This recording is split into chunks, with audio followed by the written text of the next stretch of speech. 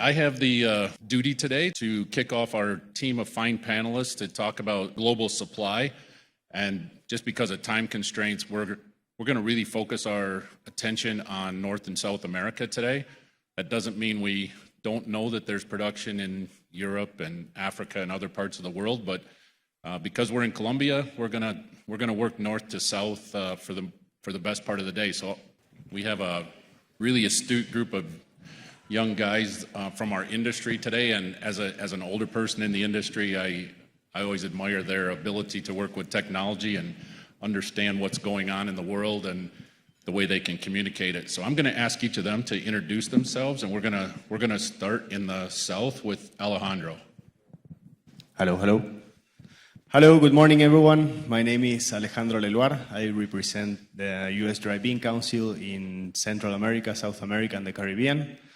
So thank you very much for coming and joining us. It's an honor to be here. Thanks, Alejandro. Next is Fernando. Hi, everyone. I'm Fernando Rios. I work with ADM in Mexico City, and I oversee all the trading for North Latam. Thank you for having me here. PF. Good morning, everyone. My name is Pierre Francesco. I'm the International Trading Manager at Kelly Bean, and happy to be here with you today. Thank you guys for stepping up here and doing this for us. And I think, PF, we're going to kick things off with North America. We're going to start in the north and bring our way south. So PF's got a short presentation for us. Thank you, sir. Sorry, I'm a bit tall.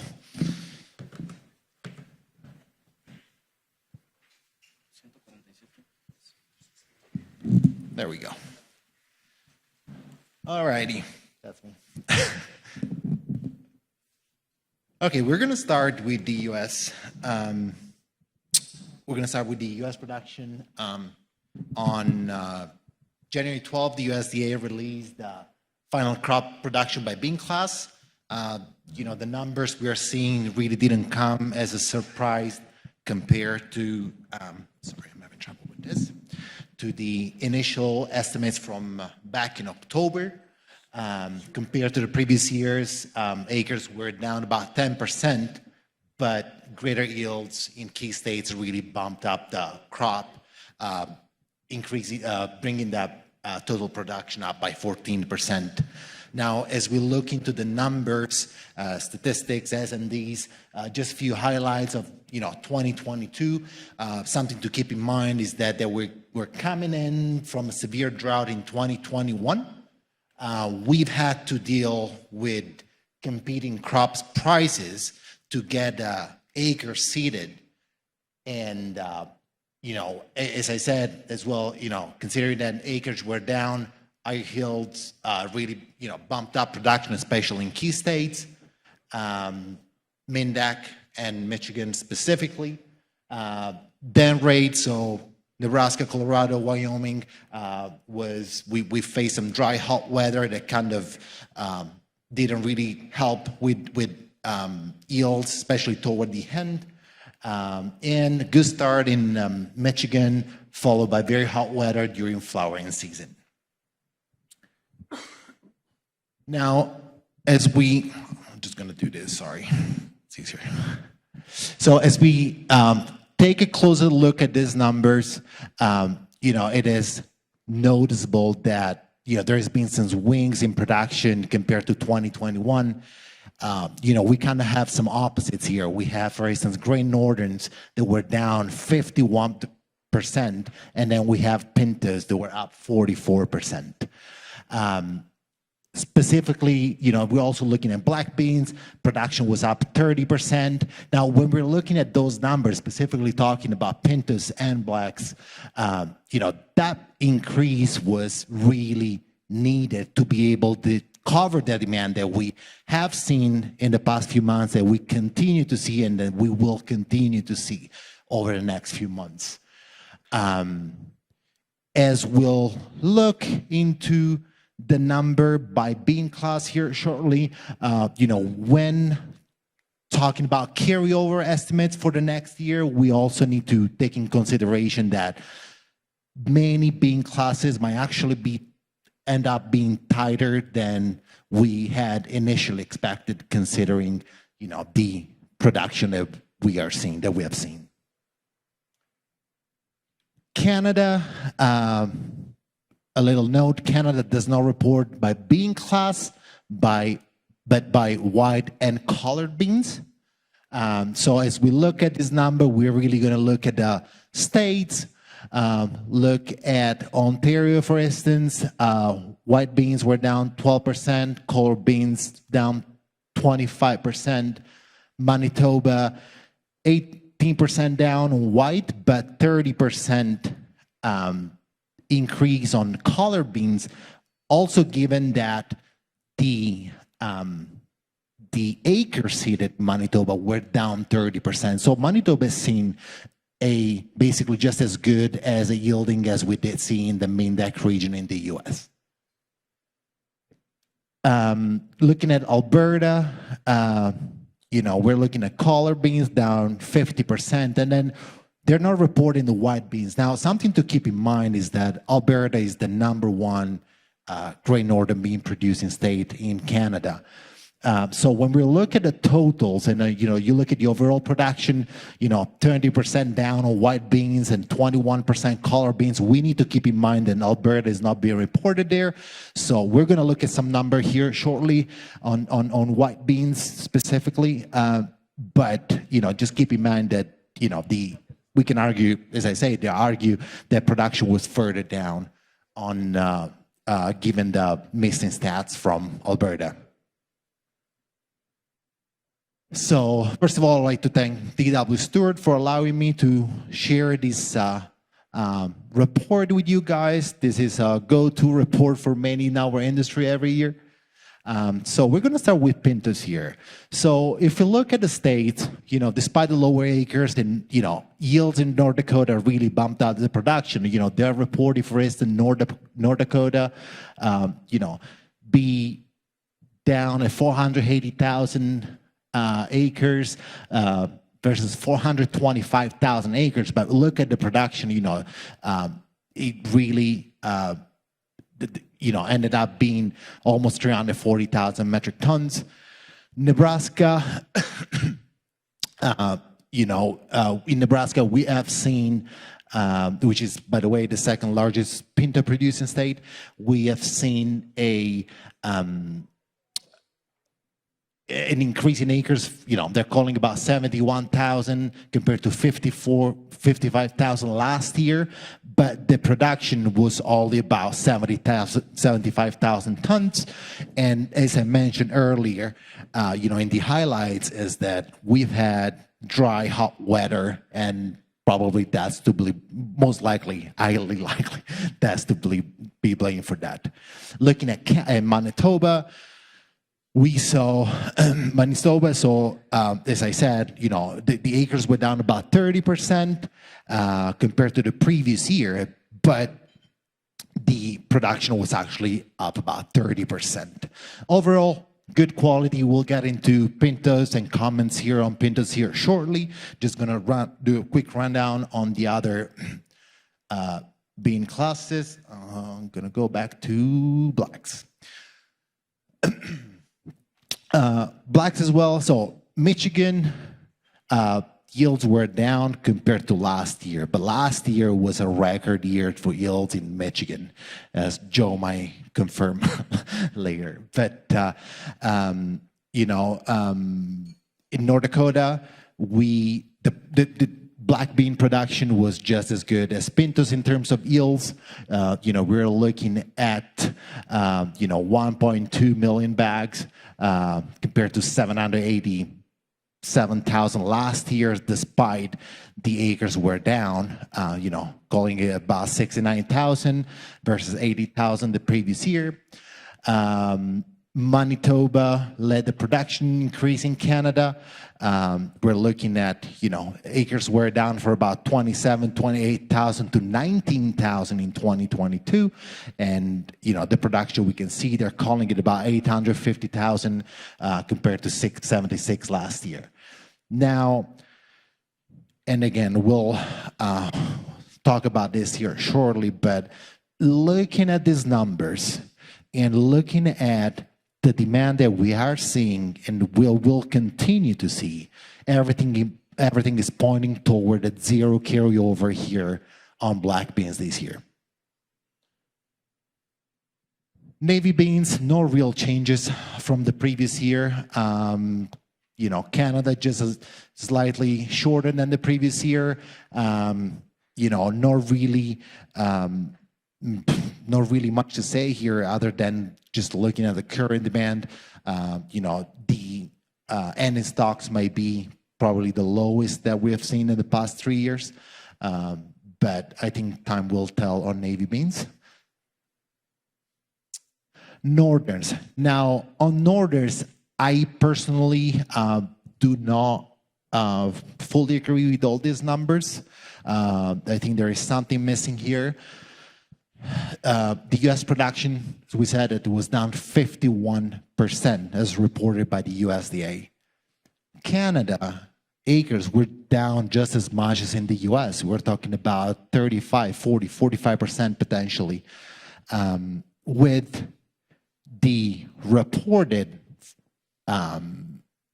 production from the industry to be down about 50%, so just as much as the US. So realistically, looking at the demand we've been seeing and the demand that we'll see, not even taking into consideration potential for the Section 32 tenders in the US or PL 480s, tenders for export, everything is pointing toward a zero carryover on Northerns as well.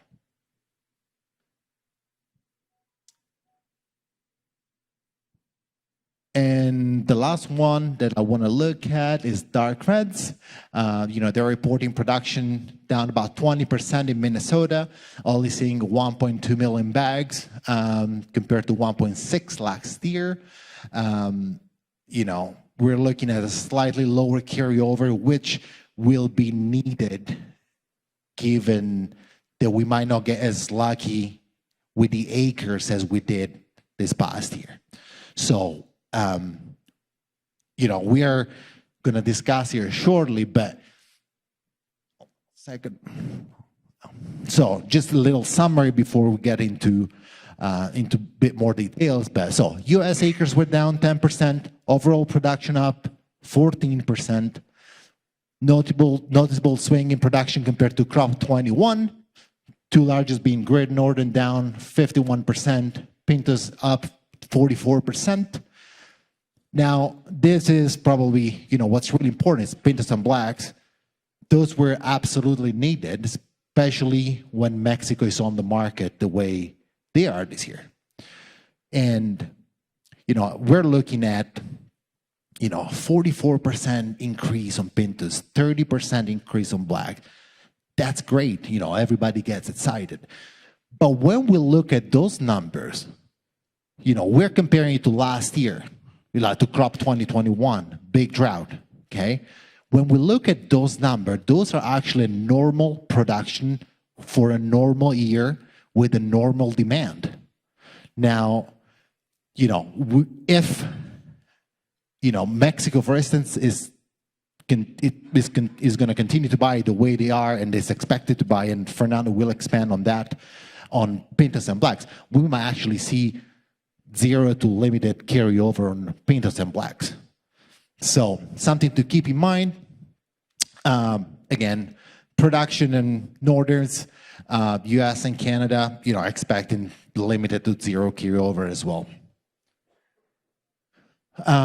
Looking ahead, I don't know if I already said it, I think I did, but if Mexican keep buying Pintos and Blacks, we might end up with very limited carryover.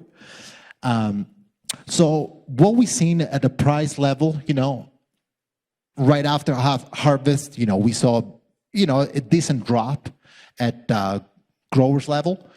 That bounced back, okay? I think at some point we have reached the bottom. And demand, obviously we're talking about supply demand here.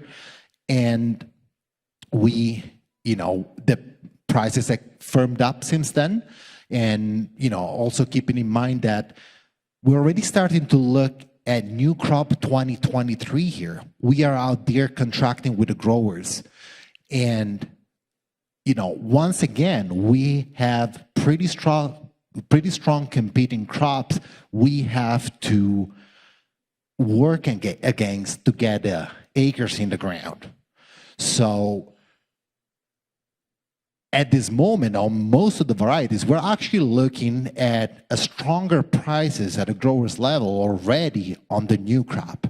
So something to keep in mind, because at the end of the day, if you look at the allocation of dry beans in the U.S., for instance, the U.S. is still one of the largest dry bean producer out there, but it's still such a niche market of 1.25 million acres compared to 87 million on soybeans, 88 on corn, 45 on wheat. So we need to be competitive. We need to stay competitive at the grower levels to get the seed in the ground, or we just won't get the support. Another couple of things to keep in mind is, just as we look ahead, logistics remains an issue.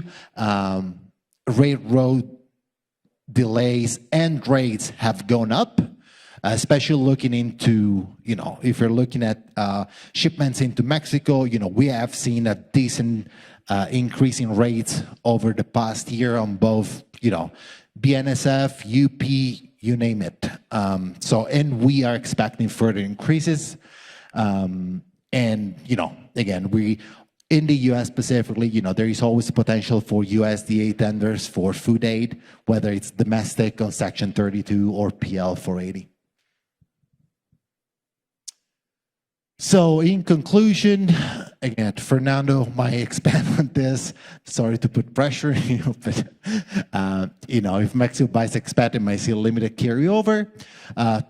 Prices to stay stronger at a grower level. As I said, we are looking already at contracting new crop 2023 with the growers, and they're already locking in grain and feed acres, and we need to compete with that.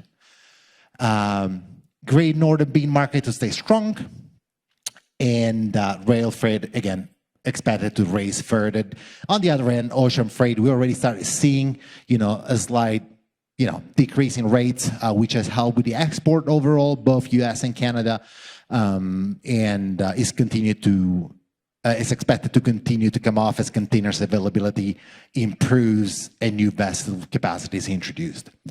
So with that, I think I am done, and it's Fernando's turn. I'll be happy to answer any questions later. Thank you.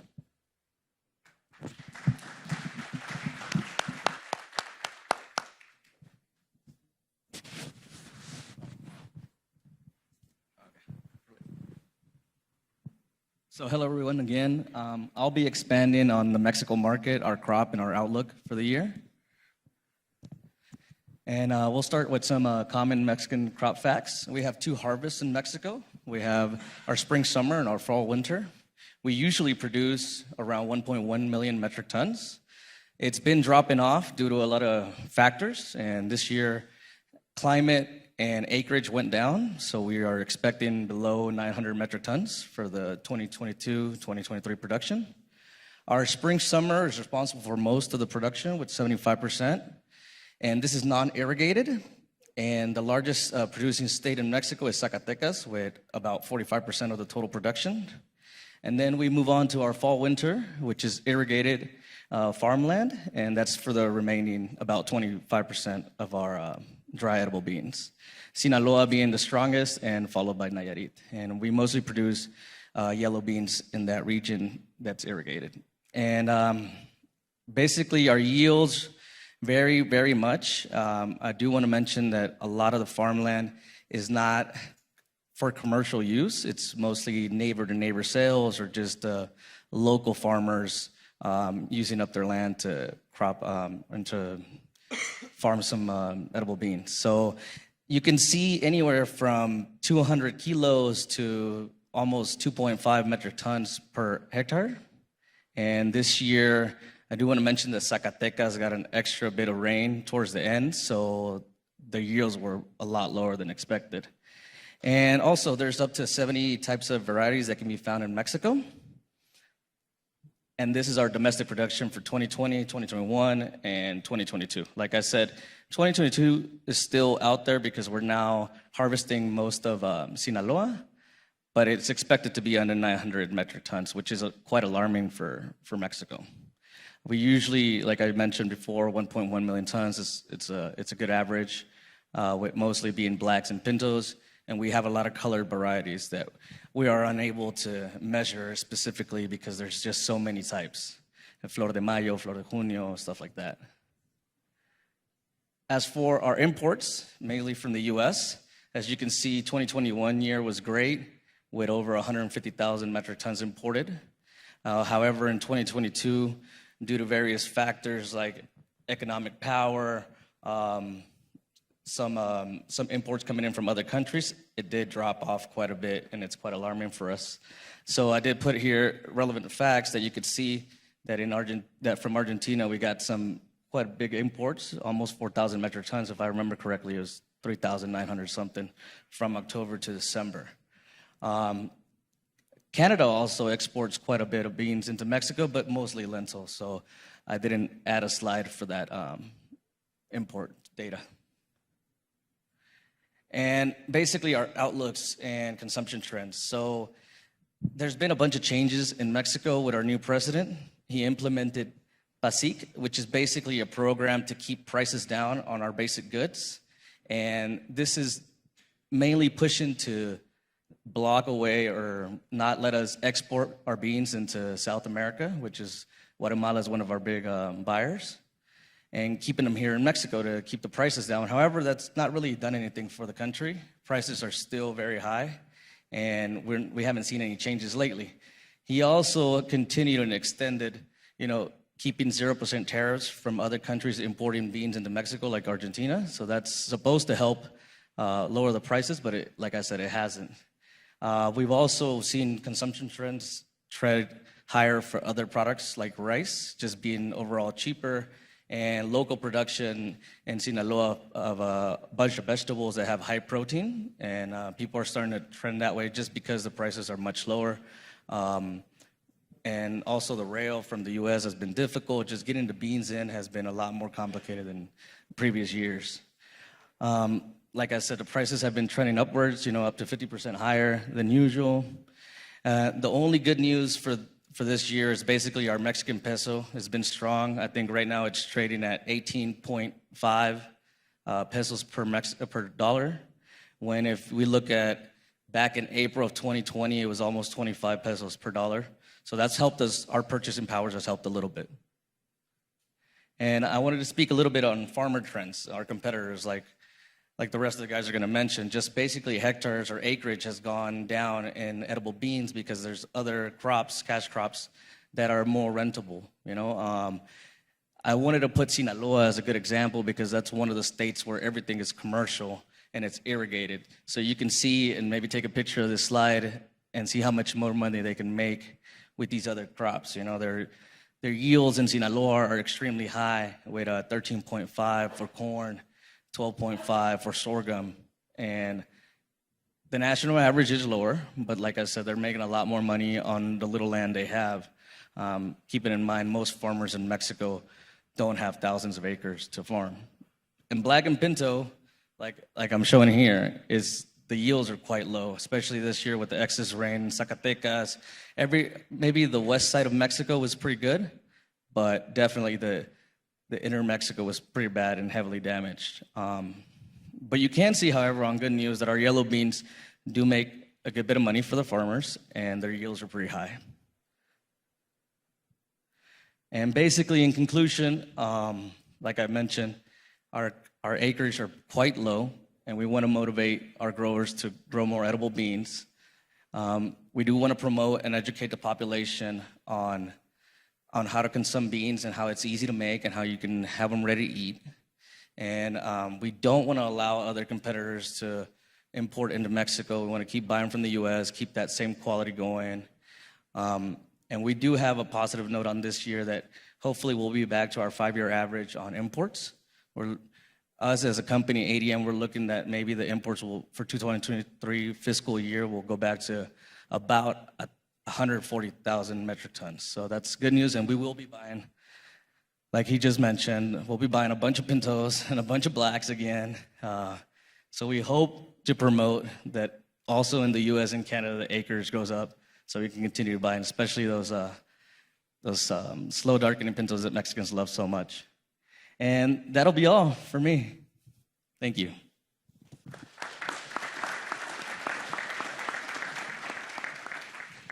Alejandro. Gracias, Fer.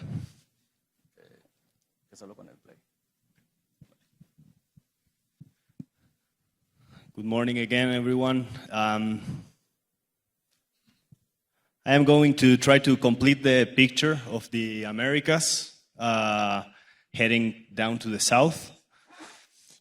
So I want to make a quick overview about the harvest periods in the region, and in terms of production and exports, I will be focusing on the biggest exporters in the region, because we have small crops all over and it would take forever to evaluate them all. So that's the general idea. As I mentioned, dry beans are produced in almost in all American countries. So that gives you a pretty decent idea about how the beans are being produced or harvested, mostly at all times in the Americans. What bean classes are produced? We have Brazil with carioca beans, black beans, kidneys. In Central America is mostly red and black beans. Argentina with its alubias, black beans, kidneys. We have Bolivia with carioca beans and blacks. Colombia, most people in the room know much more about it than I do. And the Dominican Republic, just to mention some of the countries and the bean types that are produced in the region. So I think the general idea of this is that we are interconnected in all the dry bean diversity that we produce in our region. Heading a little bit down to the south from Mexico, just a quick overview of the Central American black bean production. We have Guatemala as the main producer in the country. This year it's a little bit below average, so we are seeing some import demand, some increased import demand in Guatemala for weather-related reasons mainly. La Niña has a big impact in Central America, so the other way around than other parts of the world, we get more rain when La Niña when we get a La Niña year. So we have seen a lot of crop losses and weather-related problems in general. Is this becoming more frequent in Central America? Probably, and unfortunately. So what can we do about it? Also related with that, those are the countries producing mainly red beans in the region, and we have seen red bean prices sharply increasing. And this is a problem not only for the pockets of consumers, but also for food security, because some of those countries, especially Nicaragua, El Salvador, and Honduras, are only consuming red beans. And from a food security point of view, and being a small region and susceptible to weather-related problems, that's very complicated. So I will leave you with that in your minds, and maybe keep thinking about how increasing the diversity of beans consumed in the region would help food security. Brazil, there has been an election year in Brazil. So it's been complicated, not only in Brazil. the politics in the region has been pretty much convulsionadas. So we have seen problems in Peru, in Colombia, in Chile, in Argentina, in Brazil. So we will see how that will impact the dry bean market. Interestingly, this year they released to the market a GMO Carioca bean in Brazil. So I think we are all, as an industry, keeping a close eye on how that will be accepted by consumers. Stocks are fairly low. Imports in general were also low, but now with the lower stocks, we are seeing more demand from Brazil, especially supplied by Argentina in terms of black beans mainly. But according to official statistics, the import demand will remain pretty much on average levels going forward this year. This is, well, you can see the numbers on the screen. Basically, I would like to highlight here how Brazil has been increasing its black bean production, but still showing the same import level demands going forward in the year. Argentina is starting to plant their dry bean crop in the northern provinces. They have had some rains in the last week of January and first week of February, and then some proper weather for planting. So farmers have been busy planting dry beans in this first part of the year. So looking ahead, we will see Argentina with very low inventories for all bean classes except for alluvia beans. The dry conditions are still a threat to the country. So they got some rain, but still the moisture availability in the soil remains low. So we will see how it goes. They have still a long run to go until harvest. And as Fernando and PF mentioned, competition for acreage, it's a big deal globally. And also, well, the economic situation in Argentina is kind of complicated, to say the least. The exchange rate also complicate businesses there. And overall, planting progress is around 75% in terms of total planted area. There was some speculation about Argentina planting more black beans because they couldn't get their soybeans planted in time, but with these rains in early February, they got the soybeans on the ground. So we are expecting the same amount of beans overall, with alluvias beans decreasing a little bit and cranberries and kidneys feeling that acreage. In terms of weather, overall, we expect weather patterns to go back to neutrality this year, which is a good thing. We have had Niña for the past 2 years, 3 years, I think, which is kind of unprecedented and not good for agriculture. So hopefully we will see a more neutral weather patterns going forward this year. You can see there the accumulated expected rain going forward. As I mentioned, La Niña tends to bring less rain in Central America and more rain in certain parts of South America.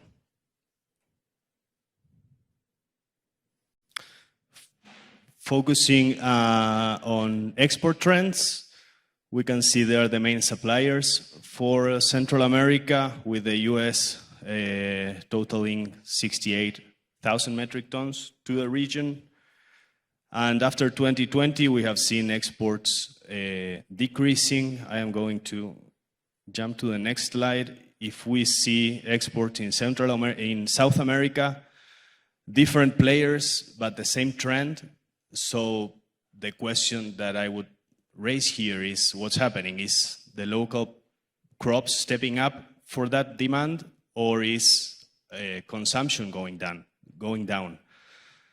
Unfortunately, I would be more inclined to the second. So this is very bad. I mean, we all heard what with the Blue Zone's friends mentioned about dry beans being very healthy for you.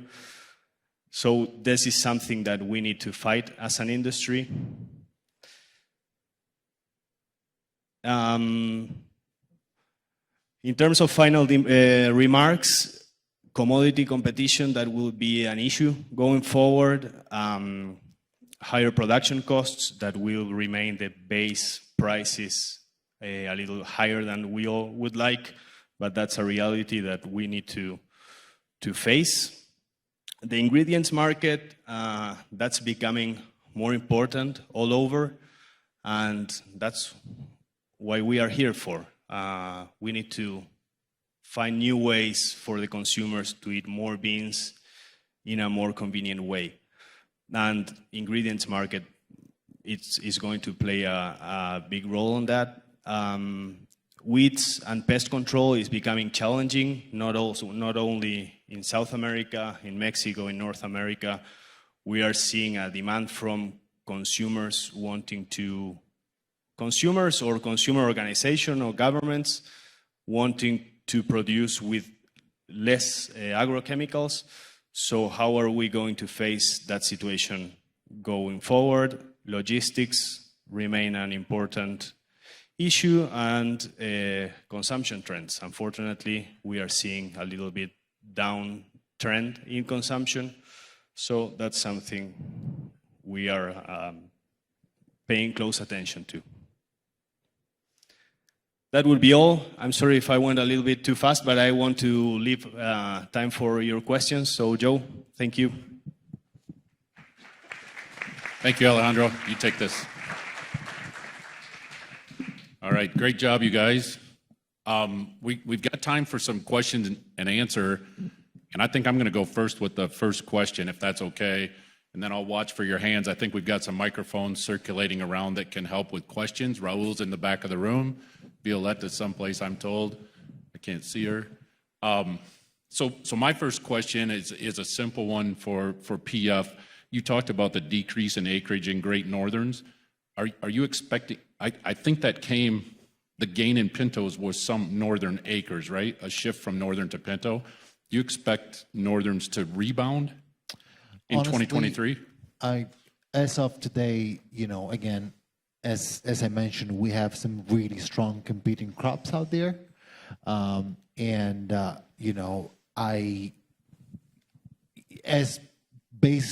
Purely based on what we're seeing out there today, I would probably say that, we might see a little rebound, but I don't know. I think it's still too early to say that. I mean, we just started to contract with the growers, so yeah, I think we'll have a better picture here in the next month or so. All right, fair enough. And I think water's an issue in Nebraska in particular as well. Right.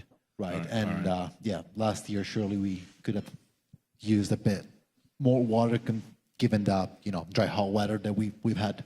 Yeah, fair enough. And Fernando, question for you. As a black bean guy from Michigan, I certainly heard you say something about 140,000 tons of demand coming out of Mexico. And I think obviously some of that's going to be pinto beans, but is there room in there for some black beans, and particularly Michigan black beans? Yeah. Is that being selfish? No, it's not. All right. For sure, for black beans, we expect at least 60,000. We would like to get a lot of Michigan black beans down to Mexico. And that's in the period between now and our next harvest. Is that what you're thinking? Yeah, that's what we're saying. All right. So crop year. However, rail has been really difficult out of Michigan. Yeah, I understand. And Alejandro, my last question is simply about Argentina's harvest and when and I know you put a chart up that showed us when the harvests are all over the planet, but particularly in Argentina, is there a hard planting time and a hard harvest, or does it vary throughout the country?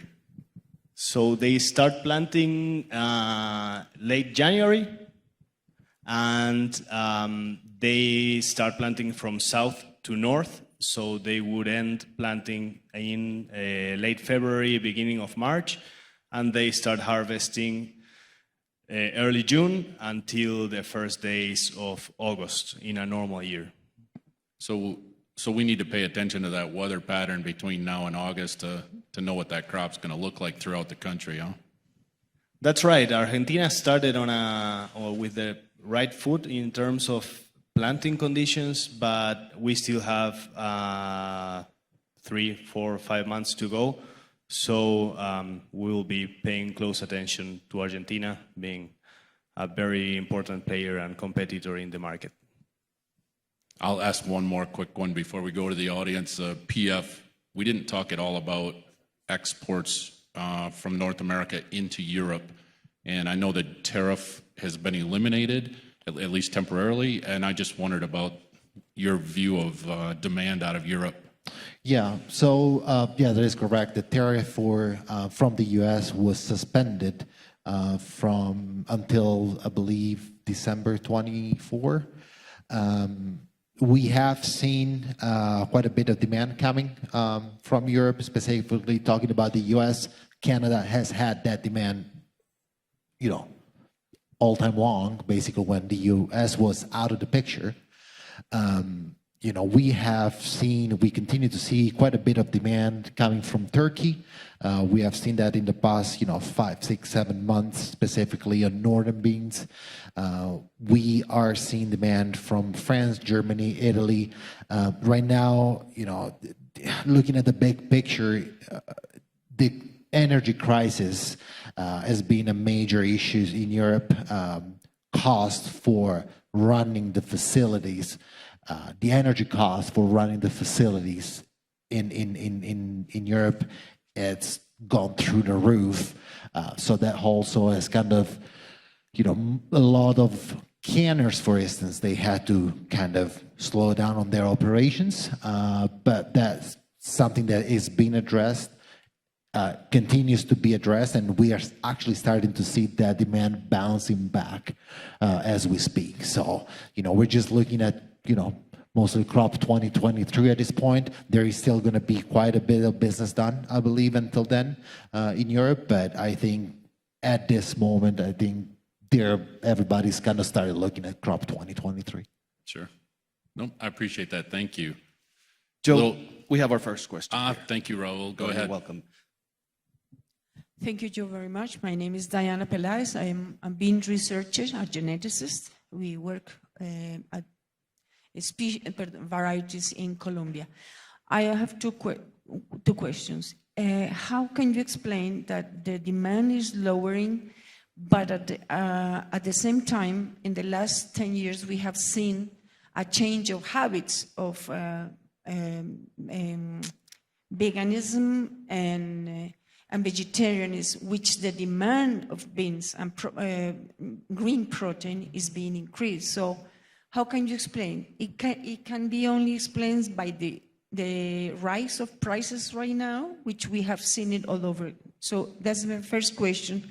And the other one, very short, how can we promote the diversity of offering from the commerce of different varieties in the world? Because the way I'm seeing it as a geneticist is that the landscape is being grown, black bean and pinto bean, and that's not very good for the conservation of all the richness. And it can be promoted overall in different countries by the commerce of different offerings and different traits that being offered. Thank you so much. Thank you. That's a really complex question. I'm not sure that I'm capable of answering that in total, but I'll start with the grower side of things as best I can. And I think the genetics that we have available today, when matched up with the right environment, have to be matched up with the right environment to get the best return for the grower, right? So in order to keep the grower profitable and interested in beans, he's growing the types that have the best yield, the best return on investment, if you will. So I think our genetics match our environment to get a return that's saleable, right? That we're raising something that we can sell. I would add, if we had the genetics for other classes that would fit in those production areas, for example, we don't grow chickpeas in Michigan, right? They just don't fit in our humid climate. But if we can find the right genetics to match, the growers would grow them, right? We just have to figure out a way to make sure they're profitable for them. I don't know if I can explain, maybe you guys can help me. I don't know if I can explain why we're seeing this depression, if you will, in consumption, while yet vegetarian and veganism is growing every day. And our first presenter today, Nick, talked a lot about where those are going, but I don't know if I can explain it. Alejandro, maybe you have something to add. My guess would be that most of that new demand is going to soybeans, right? And soybean protein, it's easier to work with soybean protein. But I totally agree that diversity is most important for a healthy diet, for the environment, for the planet. So maybe that's part of the reason, but I'm just guessing. I wouldn't have the final answer to that. Yeah, really good Guys. question. And I think we're going to hear a little bit more this afternoon about some sustainability issues and challenges, and maybe there's a package there that all fits together at some point. Raul. ¿Alguna otra pregunta? Por favor, si gustan alzar su mano. Please, if you have another question, raise your hand. We've got one in the front row, Mr. Duckworth. Welcome. Randy Duckworth, CEO of the Global Pulse Confederation. Great to see all these familiar faces. I think I have a question for Alejandro, and it's maybe a difficult one, complicated, but I'll ask you anyway. You were talking about you were talking about the planting earlier, and I know, for example, Tucumán region's a heavy black bean area, also a soybean area. And then you have the north where soybeans generally don't grow well. And it's kind of down to beans. And I'm wondering, particularly with the black beans, how do you see this? What's happening in terms of the choice of soybeans versus black beans, where the growers have that choice, and how's that being affected by the drought? And I'm just asking for a little more detail on that. What are you hearing? What are you seeing?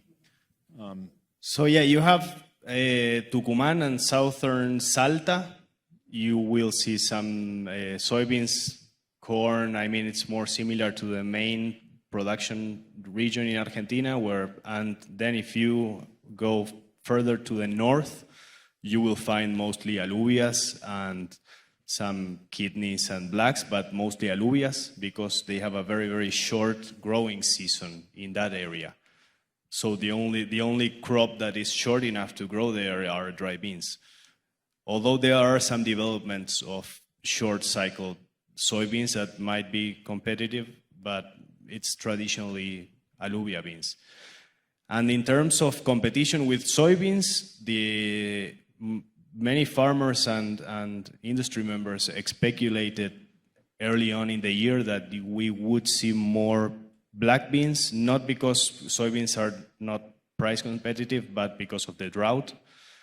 But as I mentioned, in late January, they got some rain in northern Argentina, so they were able to plant all the soybeans.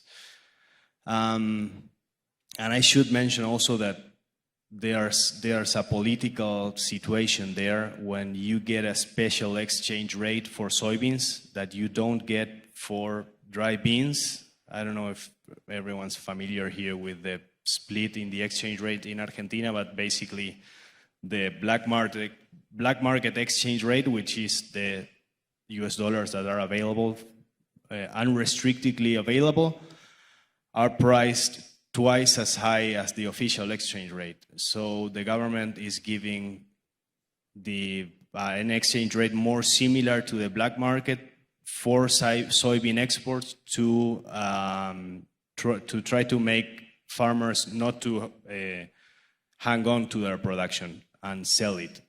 So that's becoming that's making soybeans more competitive, and that's why we didn't see an increase in or a bigger increase in black beans this year, because returns have been good both for beans and for soybeans. So I don't know if that answers your question, or you have any specific question or more specific questions. Thanks, Randy. Thanks, Alejandro. Joe, do we have more time for another question? Yeah, please. Okay. ¿Alguna otra pregunta? Por favor, levanten su mano para ir con ustedes. Por allá, voy. Get with you.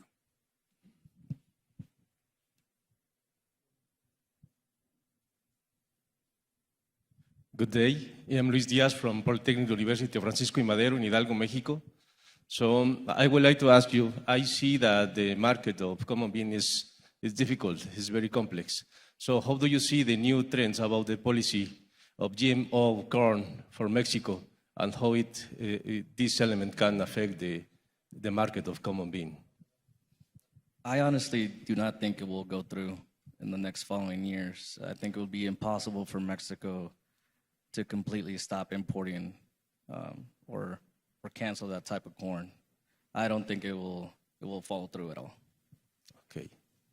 But if it is going to be a reality, I mean, in what case, if it is the GMO prohibition of corn in Mexico is a reality, what it can be the effect? I don't know, only in Mexico, even in the United States, that is the first provider of common bean from Mexico, to Mexico, sorry. Well, if it does go through, I think it would be wise for our leaders, whoever's in charge by then, to make it gradual, maybe stop a certain percentage. I think it would be impossible for us to completely stop importing from the U.S. corn. And that would we're already affecting our acreage on edible beans. So if anything, Mexico is more inclined to keep growing more corn and using those acres for corn. Muy bien, gracias. ¿Alguna otra pregunta por acá? Any other question? No, Joe? I think we're done. Randy has one more. Okay. Yeah, no, go ahead. But you're at your limit.